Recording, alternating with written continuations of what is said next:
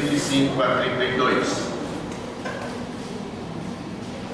Evangelho de Lucas, capítulo 15, versos 25 a 32.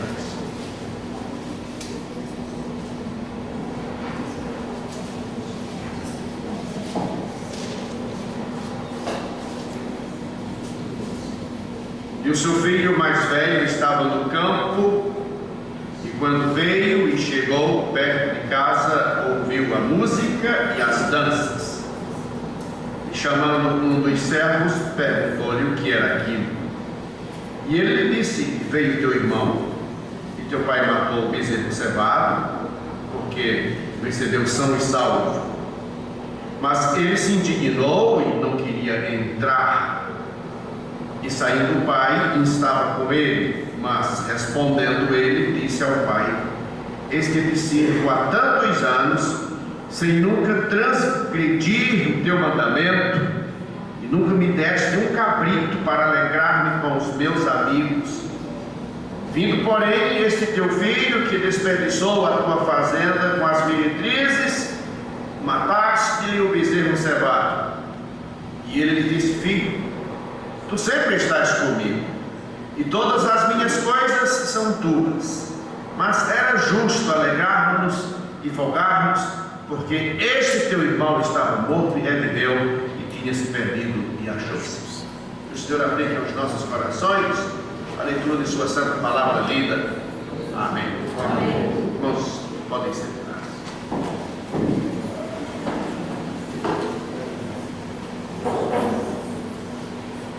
Eu creio que não há ninguém aqui presente que nunca tenha lido ou ouvido a parábola do filho pródigo. E nós nos lembramos muito dessa parábola porque ela trata de um jovem que chega para o seu pai, diz que quer ir embora, ele perde a sua parte da herança, o pai concede-lhe o pedido e ele vai embora. Houve um tempo que eu também quis sair de casa e até escrevi uma crônica acerca da experiência daqueles dias.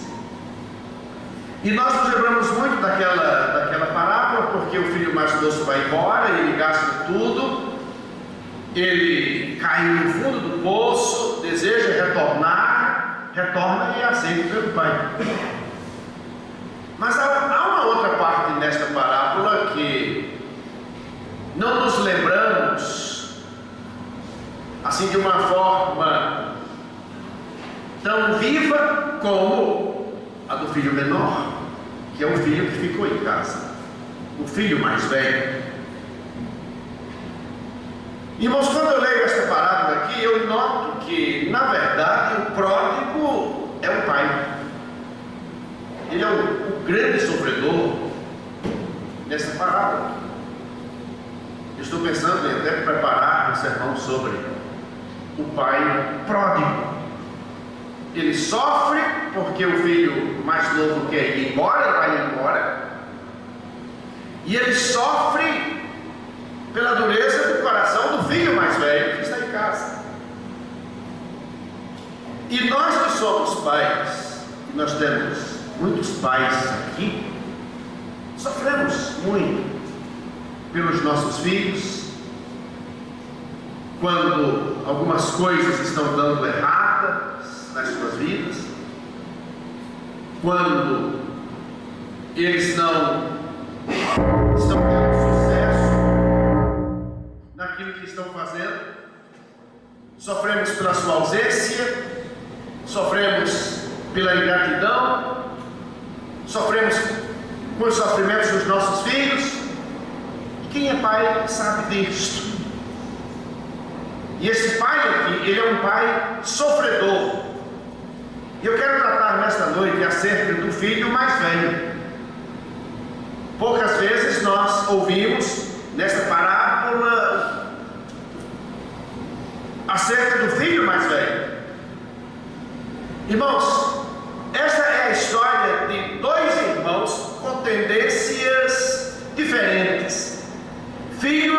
do mesmo pai, mas as tendências são diferentes.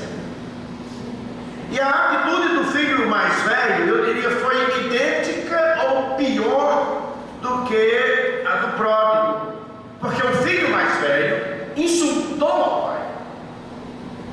O pai pediu, insistiu para que ele entrasse em casa e ele disse: eu não quero. Ele não entrou em casa.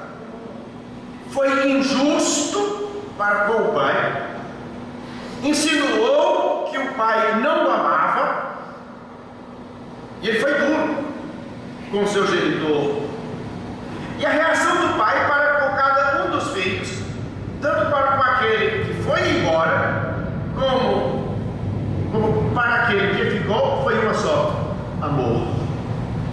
O pai amou o filho que saiu, amou o filho que ficou, com o coração endurecido. Então, nós temos aqui um apelo para que o filho se regozije com a volta do irmão. O filho não queria entrar em casa porque o irmão voltou. Interessante, não é? Isso machuca. Não queria entrar em casa porque o filho que estava perdido, o irmão que estava perdido, voltou. Ele se aborreceu com aquilo. E nós temos aqui um apelo do pai para que o filho se regozije com a volta do irmão. Esse teu irmão estava perdido e foi achado. Alegremos-nos. O pai assegura ao filho mais velho que os seus direitos, os direitos do filho mais velho, estão plenamente protegidos. Não fique preocupado porque ele voltou, porque aquilo que é teu continua sendo teu. Dá a entender que ele é o herdeiro e não o servo. A parte que cabia ao filho mais novo já lhe foi dada. A parte que cabia ao filho mais velho está assegurada. Não te preocupes. E ele apela ao filho que entenda a graça manifestada. Ele diz aqui no verso 32: era justo alegrarmos-nos e folgarmos, porque esse teu irmão estava morto e reviveu, tinha se perdido e achou-se. Mas a atitude do filho mais velho para com o pai é uma atitude de dureza. Ele não tinha um bom relacionamento com a família. Irmãos, em nossas famílias isso também ocorre. Irmãos que não se relacionam bem. Eu acho isso muito estranho, porque família é uma coisa sagrada. A família devia estar cada vez mais unida, cada vez mais defendendo uns aos outros. Mas quando há essa desarmonia na família, isto é preocupante. Note que ele não corre para casa. O irmão estava ausente há muitos anos. O irmão voltou. Alguém lhe dá a notícia: teu irmão voltou, mas ele não corre para casa. Ele dirige-se ao pai sem usar títulos. Interessante é que a menção pai é várias vezes usada pelo filho pródigo, por aquele que foi embora. Nós encontramos nos versículos 17, nos versículos 18, no versículo 18, no versículo 21, o pródigo chamando-o de pai. Mas o filho mais velho, em nenhum momento, dirige-se ao seu pai chamando-o assim. Ele demonstra a atitude e o espírito de um escravo, não de um filho. E literalmente ele diz: eu me escravizei por ti. Ele está indignado, porque ele diz: eu passei todo esse tempo contigo, eu estive trabalhando todo esse tempo, nunca me deste um cabrito para alegrar-me com os meus amigos, mas este teu filho. E você observa que aqui há uma expressão de desprezo. Este teu filho, ele gastou tudo, inclusive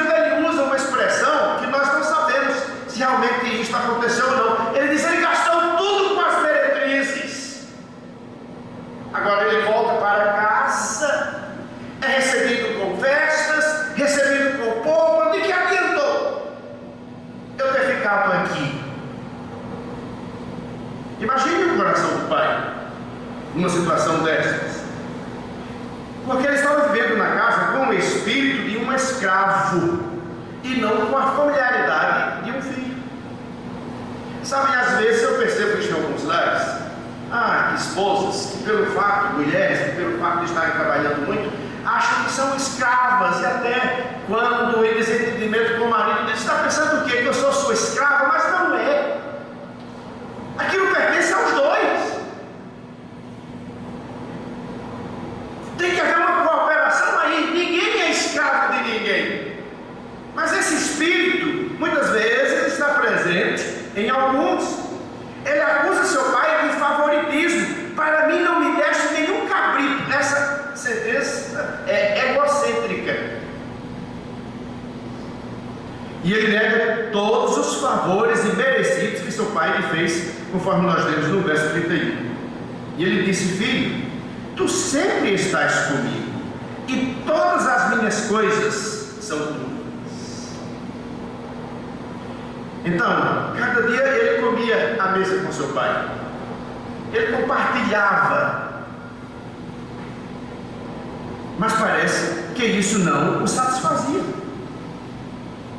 Irmãos, como filhos de Deus, nós somos felizes em saber que estaremos sempre com o Senhor.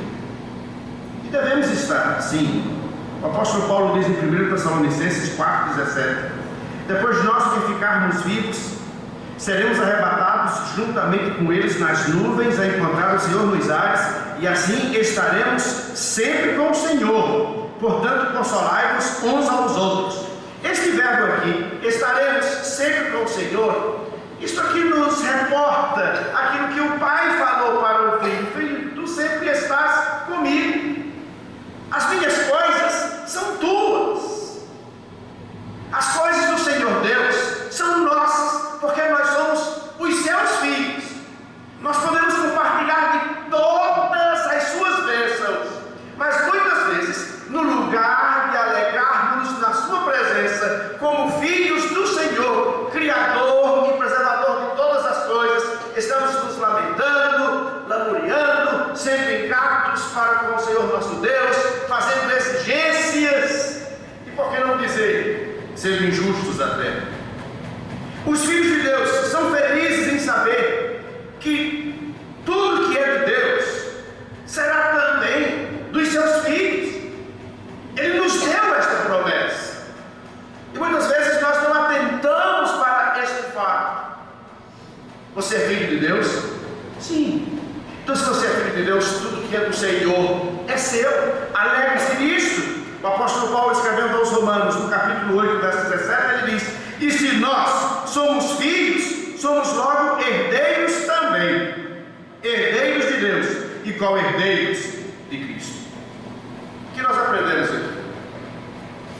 É que o crente não deve, à semelhança deste filho mais velho, ficar amargurado porque parece que o seu irmão está sendo mais abençoado. É a primeira lição que nós aprendemos aqui. Porque, irmãos, nunca teremos de menos o que outros tenham de mais. O mesmo Deus que está abençoando o meu irmão é o Deus que pode abençoar a mim, é o Deus que pode abençoar aos demais. Ele é o Deus das bênçãos. Mas muitas vezes a nossa atitude é semelhante à atitude do filho mais velho. Não nos sentimos bem com a prosperidade do nosso irmão. E por que não dizer, isto causa até inveja em alguns. Nós que fomos agraciados pelo Senhor já com 58 anos de vida, temos tido esta experiência. Parece-nos que a alegria de alguns é verem os outros numa situação cada vez pior. Os que procedem assim estão à semelhança do filho mais velho. Ele não está feliz porque o pai está recebendo o filho pródigo de braços abertos. Ele não está. A herança de Deus não se diminui com o número dos que a herdam. Não. Porque a herança de Deus, ela é suficiente para todos aqueles que hão de herdar a salvação. Ela se multiplica. O apóstolo Pedro, falando acerca desta herança, ele diz que é uma herança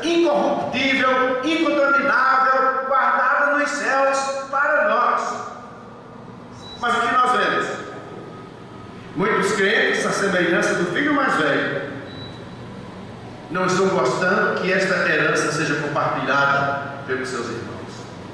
Infelizmente, irmãos, Deus dotou os seus filhos de diferentes dons. Cada um de nós aqui tem um dom que pode e deve exercê-lo segundo a boa vontade do Senhor, debaixo da graça do Senhor. E aqueles que receberam o dom do Senhor devem exercê-lo cada vez mais com maestria, sem invejar os que têm dons diferentes. Agora, a festa que o pai deu naquela ocasião, com a volta do filho pródigo, era uma expressão de alegria íntima do pai. Muitas vezes, quando nós lemos esta parábola, nós nos atemos muito à atitude do pródigo, que gastou toda a fazenda do seu pai e que volta com as mãos abanando, na nossa linguagem, com uma mão na frente e outra atrás. Algumas vezes a nossa atenção é voltada para o filho mais velho, com a sua dureza de coração, e nos esquecemos que o pai sente uma alegria tremenda com a volta do filho pródigo. Alegria que deveria ser compartilhada, não só pelos amigos, mas muito especialmente pelo seu filho mais velho. Mas o filho mais velho não concordava com aquilo. Irmãos, isso mostra insatisfação com a casa do pai. Ele chegou a dizer: todo esse tempo eu estive contigo e nem um cabrito me deste para eu comemorar com os meus amigos. Parece que toda a alegria dele estava em torno de um cabrito, ou seja, ele queria fazer a sua festinha. Ele está se referindo aos seus amigos. Que amigos eram estes? Nenhum cabrito me deste para alegrar-me com os meus amigos. Nós vemos que ele excluía o pai dessa festa. Ele quer alegrar-se com os seus amigos. Em certo sentido, eu noto que ele é semelhante ao filho pródigo. Isso me faz lembrar de um casal crente que realizou um aniversário de um filho. E nesse aniversário todos foram convidados, menos os irmãos na fé. E nesse aniversário houve muita festa. Por que não dizer, houve muita carnalidade, houve muita alegria humana, não espiritual. A igreja ficou de fora. Lamentavelmente hoje nós olhamos para aquela família e ela está deteriorada. Porque, irmãos, a nossa alegria deve estar no Senhor Jesus Cristo, alegrarmos nele e alegrarmos com os nossos irmãos. Há um hino que diz assim: família unida somos. A família de Cristo Jesus. Somos membros do corpo do Senhor Jesus. Estamos todos ligados ao corpo que é o Senhor Jesus Cristo. De sorte que a alegria do meu irmão deve ser a minha alegria, a tristeza do meu irmão deve ser a minha tristeza. Somos uma família. Esse conceito precisa ser restabelecido na igreja. E desta forma, aquele filho mais velho, ele não é melhor do que o irmão mais novo. Eu percebo que quando ele diz: nenhum cabrito me deste para eu comemorar com os meus amigos, a sua atitude é semelhante à atitude do irmão mais novo.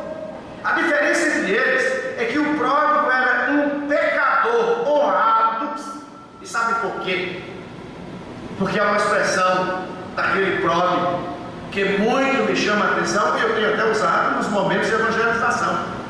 Aquele filho mais moço que foi embora, que abandonou o pai, insensível, quando estava no fundo do poço, na maior angústia, porque ele chegou ao ponto de desejar comer as bolotas que os porcos comiam e ninguém lhe dava nada. Aí ele caiu em si. Ele disse: ah, quantos trabalhadores de meu pai, têm abundância de pão, e eu aqui morrendo de fome. Na casa do meu pai há fartura, mas com o meu afastamento, o meu desvio, seguindo o meu próprio caminho, eu estou desejando comer comida de porcos e ninguém me dá nada. Quantos trabalhadores do meu pai têm abundância de pão, é mesa farta, e eu aqui estou morrendo de fome. E quando ele caiu em si, ele tomou uma decisão que todos devem tomar. Todos que estão na situação do pródigo. Ele disse: levantar-me-ei. Ele não reconheceu a situação em que ele estava apenas. Ele disse: levantar-me-ei. Irei ter com meu pai. Irei voltar à casa do meu pai. E chegando lá, eu direi para o meu pai: pai, não sou digno de ser chamado teu filho. Reconheço o meu pecado. Não sou digno de ser chamado teu filho. Faze-me como um dos teus trabalhadores. Como se dissesse: será um grande benefício para mim. Levantar-me-ei e irei ter com meu pai. Levantou-se e foi. Não sabemos quantos dias ele caminhou. E o pai veio, o pai corre ao seu encontro. Interessante é que o oriental nunca corria, porque a dignidade de um homem, a honradez de um homem estava no seu andar. E um oriental correndo com as suas roupas esvoaçantes era feio lá para os demais da aldeia. E ele vai ao encontro do filho. E o filho que havia ensaiado aquelas palavras: pai, não sou digno de ser chamado teu filho, faz-me como um dos teus trabalhadores. O pai nem o deixa ele dizer aquilo direito. O pai o abraça, o pai beija o seu pescoço, há choro naquele momento. E o pai diz para trazer o melhor anel e colocar no dedo, e chama toda a vizinhança e diz: alegremos-nos, regozijemos-nos, porque este meu filho estava morto e reviveu, estava perdido e achou-se. O meu filho voltou, o meu filho está de volta. Isto entre lágrimas. O filho pródigo era um pecador honrado, reconheceu o seu erro e assumiu. Disse ao pai tudo o que estava em seu coração. Mas o filho mais velho era um santo hipócrita. Nunca desperdicei nada do que era teu. Sempre estive em tua casa, sempre fazendo as coisas direitinho, mas era hipócrita, era falso. Irmãos, em nosso meio, nós temos os dois tipos: aqueles que vão embora, que abandonam a causa do Senhor Jesus Cristo, que desviam-se, caem no mundão e passam a comer as bolotas que os porcos comem lá fora, a participar de toda a sujeira que esse mundo oferece. Porque o que esse mundo tem para dar é podridão. Hoje, à tarde, em nossas visitas, nós passamos por uma água fétida, água de esgoto, que no Recife o que mais tem é esgoto estourado. E nós comentamos que água mais fétida, cheira de esgoto. Irmãos, o mundo sem Cristo é um esgoto. É um esgoto. E agora destamparam mais uma vez a tampa de um esgoto. Daqui a pouco vai começar, que é o Big Brother. É um esgoto. Quando nós nos aproximamos do Senhor, quando estamos em comunhão com o Senhor, quando percebemos o amor do Senhor Deus por nós, que nos salvou, que nos libertou do pecado, que nos chamou para a sua presença, que nos fez promessas maravilhosas, aí nós começamos a sentir o mau cheiro deste mundo sem Cristo. Então nós temos na igreja aqueles que se afastam do Evangelho e que se envolvem com as coisas deste mundo, enganeiam-se com a podridão deste mundo Mas nós temos aqueles também que nunca saem da igreja, mas são hipócritas, duros, insensíveis, sem nenhuma demonstração de crentes no Senhor Jesus Cristo. O filho mais velho era um santo hipócrita, escondia seus sentimentos em seu coração. Ele diz: este teu filho, em lugar de dizer o meu irmão. Estão percebendo? Ele revela o que estava dentro do seu coração. Durante o tempo em que estava na casa do seu pai, sem o filho ter voltado, parecia realmente uma pessoa excelente, um exemplo. Mas quando a oportunidade se apresenta, ele mostra realmente quem ele é. Interessante é que o seu conceito de alegria era comer um cabrito com os amigos. Isso para ele era motivo para alegrar-se. A recuperação do irmão como um morto que ressurge dos vivos não era. E o pior é que alguns de nós podem estar à semelhança deste filho mais velho. Ele acusa o irmão, versículo 30. Ele faz uma acusação aqui: vindo, porém, este teu filho, ele diz: este teu filho, ele está menosprezando, que desperdiçou a tua fazenda com as meretrizes, mataste-lhe um bezerro cevado, para mim nunca me deste um cabrito. Quando nós lemos esta parábola sem uma análise, até nós achamos que ele estava sendo coerente, o pai é que estava sendo injusto, mas não é. E essa acusação, meretrizes, foi feita por ele. Irmãos, o que é que nós vemos aqui? É que o irmão mais velho do pródigo, ele representa, notem bem, ele representa aquele que é filho bom, mas é insensível. Ele é bom, mas é insensível. Ele está na igreja, está pronto para ajudar, está pronto para cooperar. Você pode contar com ele, mas ele é insensível. Certa vez nós perdemos um casal da nossa igreja para uma outra igreja, e eu fiquei triste com a saída daqueles irmãos. Nós que somos pastores, nós ficamos tristes quando os irmãos vão embora, mesmo que seja para outra igreja. É o reino do Senhor, mas nós somos uma família, nós nos conhecemos, especialmente uma igreja pequena, a gente conhece muito bem uns aos outros. E eu estava, inclusive, lamentando a saída daquele casal para alguém, e aquele alguém me disse: nesta igreja, pastor, não fica triste não, aquele casal não prestava mesmo. E era um crente bom. É um crente bom porque ele não morreu ainda, mas era insensível.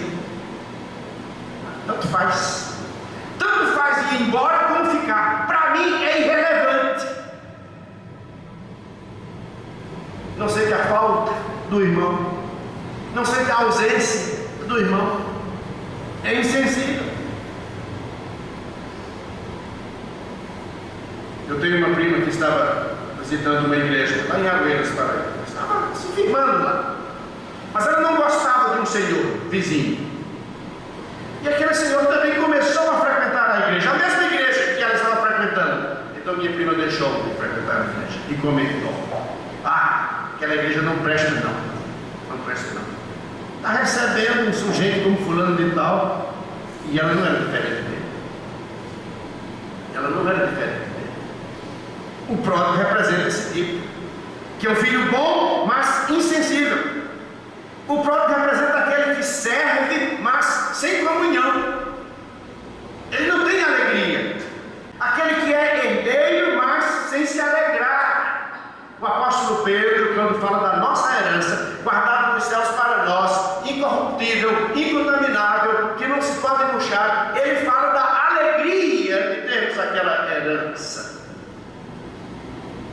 Irmãos, a diferença entre o filho mais velho e o mais novo, sabe qual é? Ou qual era? É que o mais novo estava distanciado e rebelde, enquanto, ausente de casa, o mais velho estava distanciado e rebelde em seu coração, dentro de casa.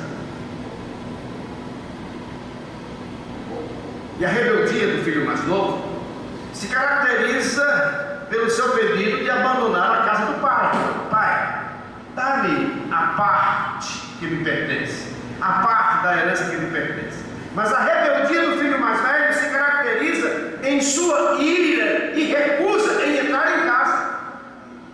Um rebelde porque ele disse: eu quero a minha parte para ir embora. O outro rebelde porque ele disse: eu não quero entrar. Ambos rebeldes. E nós vemos aqui que o pródigo praticou o mal, chegou a convencer-se do seu erro. Ele voltou, praticou o mal, convenceu-se do seu erro e voltou. Porém o mais velho estava no erro e não percebeu. Sabe o que ele faz? Tentou justificar-se. E o pródigo era um malfeitor enternecido. O filho mais velho era um virtuoso petrificado, coração duro. E aqui, irmãos, nós vemos um filho cujas características redentoras é que ele obedece ordens. Ele está fazendo menção disto: nunca transgredi um dos teus mandamentos. Era trabalhador, ativo, ocupado, em sentido relativo, era puro. Ele diz: não transgredi um mandamento teu. Era um crente virtuoso, mas ele tinha dois defeitos. Primeiro, não sabia apreciar o amor de um pai. O segundo, ele não amava. E nós temos alguns assim, semelhantes a este jovem aqui, ao filho mais velho. Porque, irmãos, a falta de amor. Terça-feira passada, inclusive, tivemos um estudo aqui muito bom sobre o amor de Deus, na pessoa do nosso irmão Tony. Irmãos, a falta de amor é tão prejudicial, guardem isto, é tão prejudicial como a vida dissoluta. Nós vemos um irmão que está afastado do Evangelho, está participando das coisas do mundo, envolvido com as coisas do mundo, e achamos que é um desgraçado, para ele não tem mais jeito, é como uma porca que voltou ao espojadouro, e nos esquecemos que a falta de amor é tão prejudicial como a vida dissoluta. Eu quero deixar aqui algumas referências. Na primeira epístola de João, no capítulo 4, alguns versículos, no versículo 7, ele diz: amados, amemo-nos uns aos outros, porque a caridade é de Deus. Qualquer que ama é nascido de Deus e conhece a Deus. Versículo 8: aquele que não ama não conhece a Deus, porque Deus é caridade. Versículos 11 e 12: amados, se Deus assim nos amou, também nós devemos amar uns aos outros. Ninguém jamais viu a Deus. Se nós amamos uns aos outros, Deus está em nós e em nós, e é perfeita a sua caridade. Versículo 16: e nós conhecemos e cremos no amor que Deus nos tem. Deus é caridade, e quem está em caridade está em Deus e Deus nele. Versículos 20 e 21: se alguém diz eu amo a Deus e aborrece a seu irmão, é mentiroso. Pois quem não ama a seu irmão, ao qual viu, como pode amar a Deus a quem não viu? E acrescenta: e dele temos este mandamento, que quem ama a Deus, ame também a seu irmão. Nunca devemos agir como este filho mais velho agiu. Nunca. E não somente isso. Nas famílias dos homens, quem tem desfrutado de apoio e sustento dos pais, geralmente na família dos homens há sempre um filho ou outro que desfruta mais do apoio do pai, mais do sustento de um pai.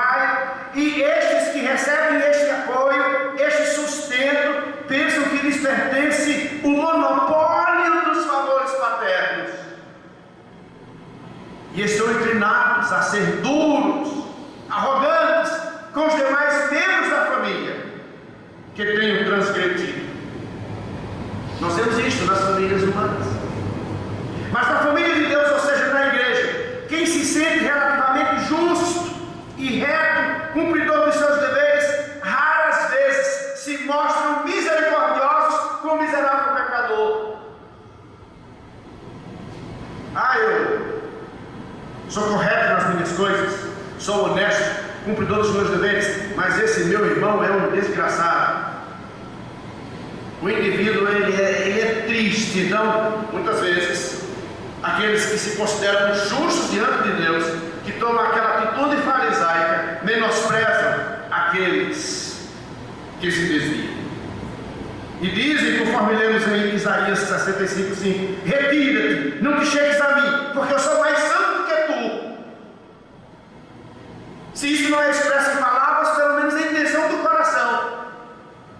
Irmãos, a atitude do filho mais velho quase sempre é despercebido pelo leitor. Sabem por quê?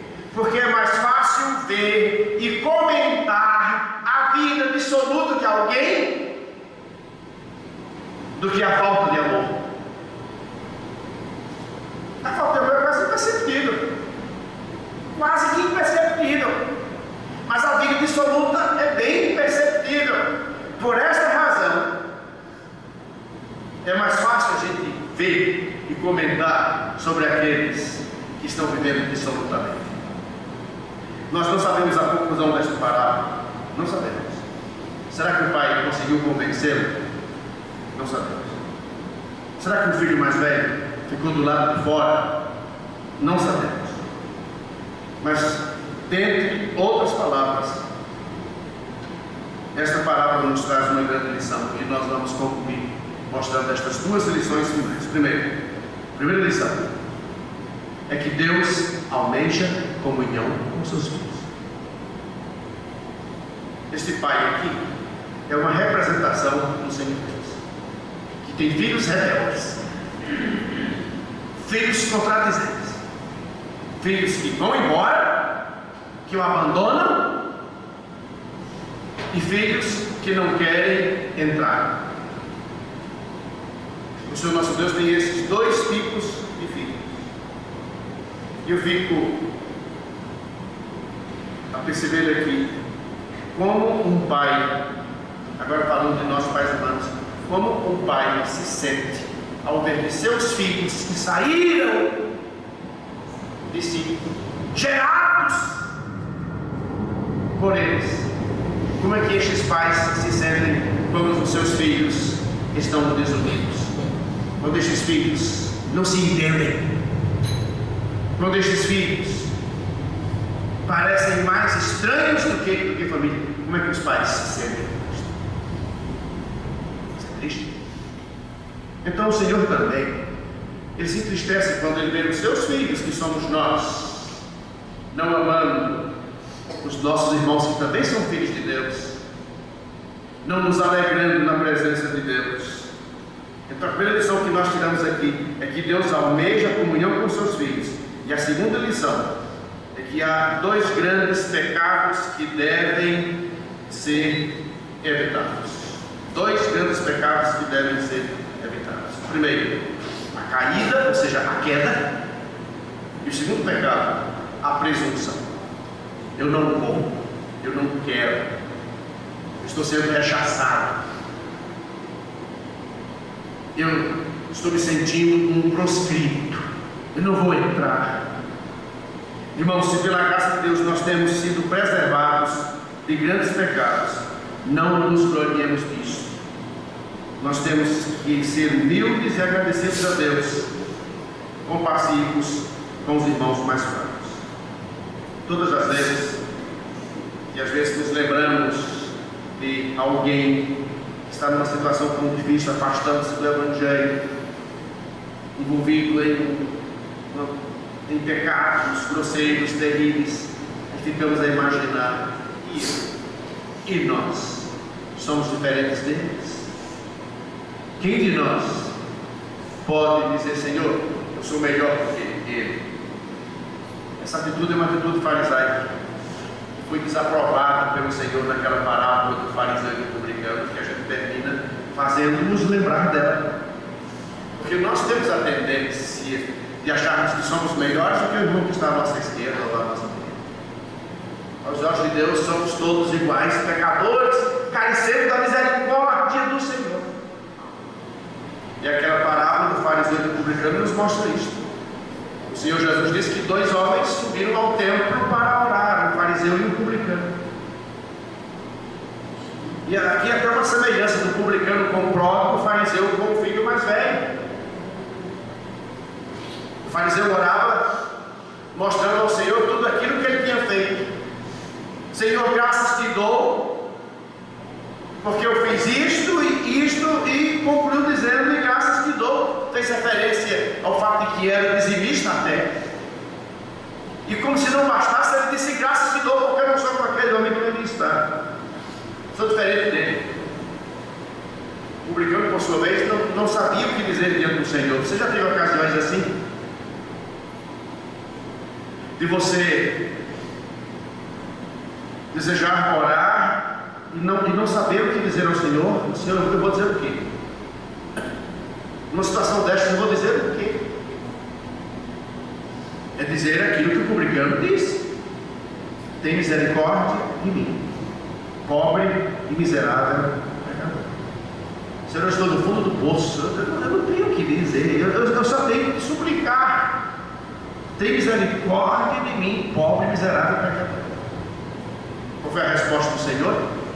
É que aquele publicano foi para casa justificado e o fariseu não. Irmãos, que em nenhum de nós haja essa atitude do filho mais velho daquele pai próprio, que eu chamo de pai próprio, mas que nós nos alegremos com o Senhor e com os seus filhos, que são os nossos irmãos. Diferenças há diferença da nossa família, mas que nós saibamos conviver como família do Senhor. E a Bíblia nos exorta, nos ensina dizendo: vós que sois fortes, deveis suportar a fraqueza dos mais fracos. O grande problema é que nós estamos precisando de alguém que suporte as nossas fraquezas. Mas este é o ensino da palavra do Senhor para nós. Que assim o Senhor nos abençoe. Amém. Irmãos,